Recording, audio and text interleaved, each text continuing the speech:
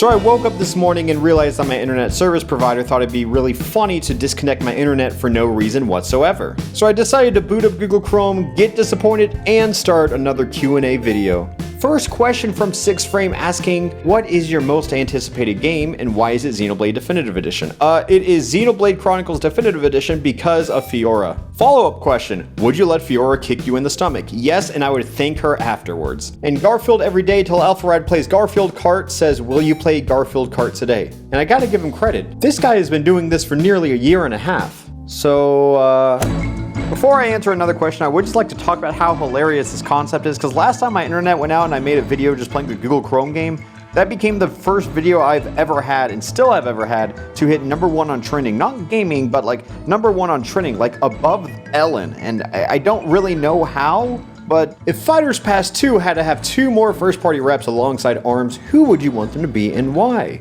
I at least know I want a Xenoblade 2 rep, because the reason ARMS wasn't included in a base game because it was released later than the game started development, so maybe a new Pokemon rep alongside Rex, maybe? I don't really know.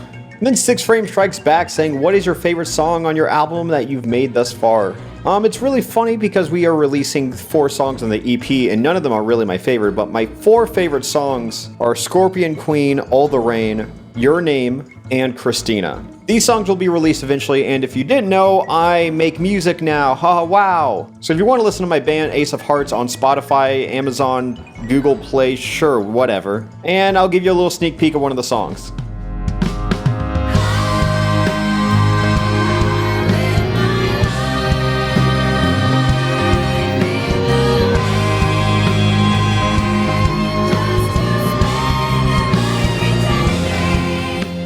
Flawless wants to know what's it like being internet famous, and I think it's really weird. I think the weirdest part is that everybody assumes they understand you more than you understand yourself. Like, I might tap into this persona in like funs and giggles and whatnot, but it's like, it's not legitimate.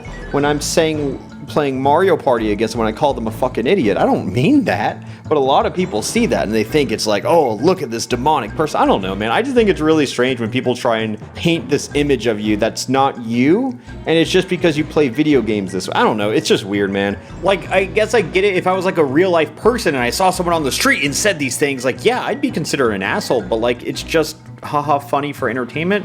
But I guess there is a weird dividing line because that's all they see, but it's weird when people see that and they think, oh, that's all he is, I guess is what I'm trying to say. And I don't feel like I'm famous because it's not like, oh, I get stopped on the streets and everything. It's really just, oh, I make funny YouTube videos. So it's kind of nice because it's not super overwhelming, and I don't know, I just kind of forget sometimes. Because really, I kind of just make videos inside and hang out with my friends. That's kind of the extent of my life. And right now, I'm not allowed to hang out with my friends, so I'm just making videos inside my house. Don't Follow wants to know, bro, when's clickbait coming back? That's such a good question. That's another hard part about being a YouTuber is that, like, you have all these things you did in the past and people want you to bring them back, but it's just like, am I bringing them back because the people want them or because I want to do them? And if I don't want to do them, it's not going to be good because the same passion's not in that. I'm a very passion-driven person in all aspects of life. If you've ever realized that sometimes I just don't upload for a few days, it's just because I wasn't feeling it. I don't think my content would be good if I was forcing myself to do it, so I always just kind of do it whenever I'm feeling it. And that's for the good and the bad, because now you at least know that everything I'm putting out there is because, oh, I wanted to do it. It's genuine and stuff like that. But at the same time, if I'm not feeling it, sometimes shit just doesn't get done, and that's problematic. Tarek McMaster says, if Springman is the ARMS rep, are we getting assist trophy upgrades? Who would you want to be? You get the question. Obviously, I would love to see Lynn because, duh. But having like another Fire Emblem rep is not a good take. So I'm going to focus on these other assist trophies because they have tons of other characters between Isaac, Knuckles, Ashley, etc., etc. But I think on the full roster, Alucard or Knuckles would definitely make the most interesting characters to me. Bad Bully Ultra Instinct says, will you make a Project M/P+ video? Yes, yes. Project M is how I got into competitive Smash in the first place. So like, of course, I love that game. I've been meaning to make a P+ video, but all of the friends I play Project M with are real life friends, and given that I'm quarantined, I just haven't seen them lately. And I know I can do net play, but eventually I will record a video, I just don't know when. Snippy wants to comment about all the gimmick accounts that are named, has Alpharad made X video yet? And has Alpharad played X X character yet, or annoying seems like it would be on tweets that aren't related to what they ask. Yeah, sometimes when I do like personal tweets and I'm like, guys, I'm really going through it, and they're like, have you played Villager? Yeah, that's a little annoying. I definitely made a joke about this saying like, I'm gonna let gimmick accounts control my content for the year 2020, and I did that for SRB2, I'm gonna do it for Garfield Kart. You know what, just harass me until I come up with a completely new original idea for a video. I thought I was telling a funny joke. I thought people would find haha humor in me saying, wow, isn't it nice? Wouldn't it be great to be harassed daily? And I thought people would get that. And the gimmick account started rising up, and I thought, wow, that's kind of cool. And then I think I was just surprised by the sheer quantity of it, because now every reply on any of my tweets is just a gimmick account. Because now if I so happen to breathe in the wrong direction of a game people don't want to see, it's just like, hey, will you play Beyblade? What about Bakugan? Oh, have you heard of My Hero 1 Justice 2? Opinion on this beauty. The ass is fat. I was playing ARMS the other day and I was genuinely shocked at how fat Twintel's ass is. Like, this picture doesn't even do it justice. I don't know what Nintendo was thinking, because they were really on the fat ass juice that day. Jacob V Deluxe says, hey Alpha, longtime fan, the quarantine is kicking my ass mentally. Me too, man. Do I have any tips to fight that? Oh god, no I don't. Plus Ultra, by the way, Deku forever, sure. I think the best thing you can do is use this time to pick up a new hobby that you've always told yourself you do if you had more time. I think we're going to get like a new resurgence, I don't even know if that's the right word for it, but just a lot of new YouTubers and streamers coming out because everyone has time to do that now. If you want to learn how to play guitar, piano, something, do that. If you want to get more in shape, you can do workouts at home. That's definitely possible. So if you have anything like that lying around, I'd say go for that. This is kind of the nice time in this very dark era to reinvent yourself in a way. So I would say take advantage of it if you can. And then Throne confidently says, how are you tweeting this if your internet is out? Twitter for iPhone. Vibe Check says pussy? And I don't know if this is a compliment, a threat, or a criticism of my character. His message really leaves me in this trance-like state because I can't interpret its true meaning because there's so many different routes to take this. So, sure. Sovereign hits me with a very philosophical question and says, what Kill la Kill character would you envision as a Pokemon? Next question. Your predictions for the last Fighter Pass were pretty spot on. Will you grace us with such wisdom again?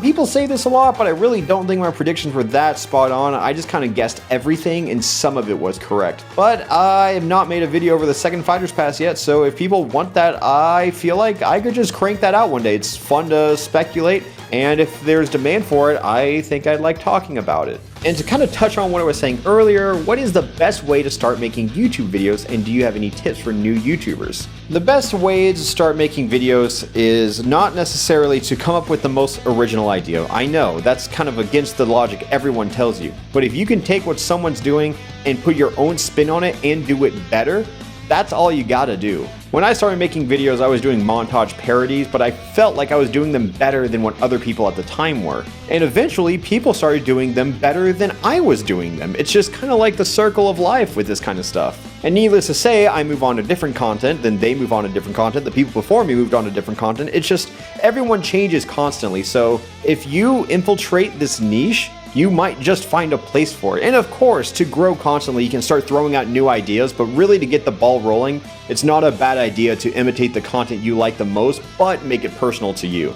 And the biggest tip I can really suggest to a new content creator is just to keep making content. Eventually something will stick and you will get fans. I think virtually everyone has fans out there. There's a fan base waiting for you. You just have to cultivate the right amount of content and the right kind of content before those fans find you and not the other way around. BV Referee knows how to get in the thumbnail and hits me with a Megalovania, and ho boy are you correct. Kadam asks, yeah. Naga then asks, what's been your biggest inspiration for content? And I feel like this isn't there's not a right answer, but the people. Like, it sounds cliche and cheesy and just generally corny, but it's a combination of myself and the people. Because when I was growing as a channel, I looked to all these other channels for inspiration, but now I kind of know what I want to do, and at this point, I'm just doing what I want to do, and I'm getting more and more comfortable as time goes on, because once your channel gets really big, like mine did, And thank you again for that, but it gets terrifying. You kind of lose a bit of yourself along the way. And I think this happens to every channel. I don't think I'm the only one. But you get so big, you don't know how to process it, so you start focusing on what people want, what people want, what people want. And then you realize you don't even know what you're doing anymore. And I went through that, and I've kind of dealt with the repercussions of that recently, and now I'm just kind of focusing on what I want to do. Could I get more views and more subscribers by shilling all the time and uploading daily and doing the content people 100% want to see? Yes, yes, yes, I know I could, but that's not what I want to do.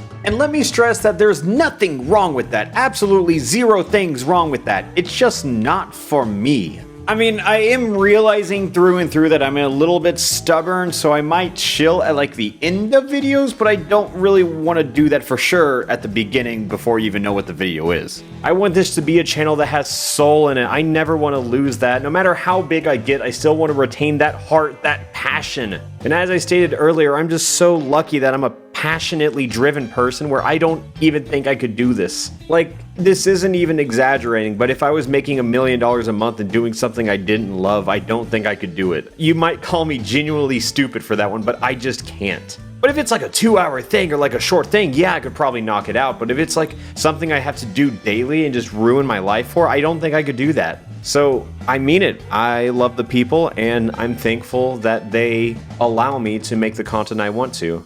All I'm saying is that thank you for letting me be me. I know I lost myself along the way, and it's been hard. It's been a therapy thing, I'll be honest. It's something I've learned how to deal with through therapy, but again, thank you. Octo asks, how much hentai do you watch on a daily basis? Okay, well, that's not the life direction I was looking for, but I will proudly say I've never jerked off to hentai. I have tried, and I have failed, which is kind of embarrassing to admit you failed at jerking off. And if you are passionately on the other side of that coin, let me know some suggestions in the comments. It's a little curation, if you will. Playful Piano wants to know, will I look into doing more collaborations with people outside of Smash on my main channel like Family Jewels and Adrisaurus? Going back to the passion thing, I don't really want to collab with people who have bigger numbers or people collaborating for like a solely promotional reason. The reason I collaborated with Family Jewels and Adrisaurus because they're some of my closer friends. That's the same reason why I mainly play with Joe, Braden, Dylan, Maloney. Like, it's just, I like playing with my friends. I like playing with people who I get along with. When I first started YouTube, I was trying to collaborate with everybody because you're just excited people want to work with you. But once you kind of have a bit more of understanding on your brand, it's just like, I don't know. I don't really want to collaborate with people unless we get along. Like, I think that's what it really is. Even some of my good friends, I don't think we'd make good content with each other. But I just like making content with my friends. Is that a bad tactic for growth? Yeah, probably. But it's what I feel most comfortable doing. The Internet Wizard then says, how do you find happiness? Wow, this is getting introspective. To be fair, dog, I don't know. We're all looking for it. Is happiness even a real thing, or is it just this unrealistic goal we set before us? If you have 90% of bad around you, focus on the 10% of good, and then try and figure out how you can change up that 90% to just be surrounded by more positive energy, because that's what I had to do. You have to cut out those toxic people. It's easier said than done, I know, but I think happiness is better off as a realization than a quest, because if you're constantly going for it, you're probably going to fall short. But if you can look around and assess what you have now, you're only going to build upon that and become happier and happier as time goes on. And with that being said, thank you to everyone for constantly being such a supportive part of my life. I just released music and you guys are so supportive, and just thank you, thank you, thank you. It's been 5 years on this channel and you guys have constantly been supportive. You've made this little hobby into a job, into a career. So thank you, everyone. I will just continue making content that you guys want to see and content I want to make. So with all of that being said, I cannot express my thanks enough, but I will answer one last question for the people. Alphared, have you seen the Minecraft? Okay. So this is going to stray away from the Q&A a little bit. I just kind of want to talk about something. Recently, I've been looking into something called imposter syndrome, and I realized, wow, I've heard all these other YouTubers talk about it. I'm going to look into it for myself, and I realized, wow, this is how I feel spot on. And I don't know, I think just making content for 5 years is really scary because you kind of lose yourself along the way. And I mentioned that earlier, but this is recorded like weeks after I recorded this because I'm bad at making content. I'm just been super unmotivated lately. Like, you can check the dates on these tweets. Like, I should have finished this a while ago, but it's quarantine is really getting to me. I think the whole imposter syndrome thing is like, it's just to the point where it's difficult to act natural, which sucks because I want to. And I think this is me acting candid, but I don't know how to do this in like my typical video form, and I want to do my typical video form, and I don't know, man. It's a weird time right now. So that's why music has been like this beautiful getaway for me lately, because I can focus on that without having any expectations of what I need to be. I don't really know what I'm trying to say. I'm just saying that I want to be open with you the people, and me, the man who always wants to do it for the people. So thank you for doing it for me as well, just by being here. And as stated earlier, I'm bad at shilling. I mentioned everything earlier. I would like to grow as a channel, and I'm at 2 million subs. I should know how to grow, but I'm just bad at it. Like, I can't even believe I got this far just by being bad at shilling. So anyways, please subscribe, because it helps me out more than you know, and I can't really stress that enough. Like, it's just such a delight to see something like that go up and see people support your content and what you want to do. So thank you for everything. And I have been going to regular therapy and everything like that. And so like all this imposter syndrome bullshit, I don't even know what this is. I'm just kind of going off the tangent. I'm just dealing with a lot is what I'm trying to say. And I appreciate you guys for sticking here next to me. And things will get better. And once things get better, I feel like the content will be better than it's ever been. But I just really need to mentally figure out how to get there. And some of the things I've said in this post-credits scene, if you will, kind of contradicts the Q&A. It's because this has been recorded much later than the Q&A. So that might be why some things are a little different, because I've kind of gone on this deep reflection period. I don't know. I'm just trying to become better. I always want to become better in all aspects of life. So I hope you do too. And thanks for watching. I genuinely love all of you. And thank you for this life you guys have so graciously given me. And I don't want to fuck it up. I'll just be honest. I want to give you the best content I can. And I think that scares me because I'm like, what if I can't deliver? So I'm just going to keep trying my best and stop getting in my own head. And thank you for all the fans who have stayed here. And thank you. Just thank you. Just thank you. Thank you. Because you are the reason I talk myself out of these thoughts where I'm so in my own head where I don't think anything I'm doing is worthwhile and stuff like that. And I undersell my accomplishments and things. Ugh. I hate it. I hate it. I wish I could just make content and be happy, but life is not simple. So I will continue trying to do exactly that. So please drop a like, whatever you want to do. I don't care. Just be here. That's all I ask. Thank you so much.